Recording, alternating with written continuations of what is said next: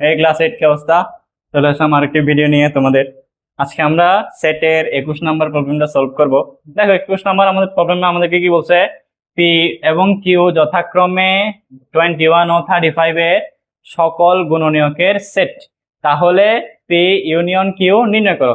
তাহলে আমাদের কি করতে হবে, প্রথমে 21 এবং 35 এর গুণনীয়কগুলো বের করতে হবে। ঠিক আছে, এখানে 21 এর গুণনীয়ক সেট হবে পি এবং 35 এর গুণনীয়কের সেট হবে কি কিউ। ঠিক আছে, তাহলে আসো বের করি।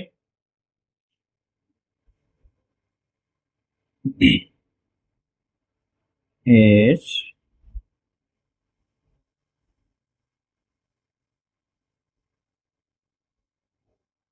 21 ইকুয়াল 1 ইন্টু 21, 2 দ্বারা 21 কে ভাগ যায় না, তাহলে 3 ইন্টু 7।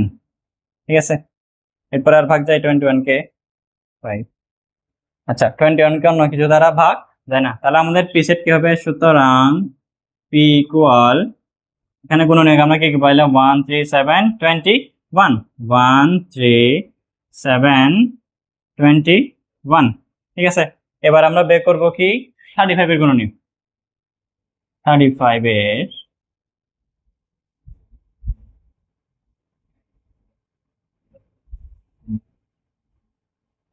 ইকুয়াল 1 ইন্টু 35, এরপরে অন্য কিছু দ্বারা ভাগ যায় না, 5 দ্বারা ভাগ যায়।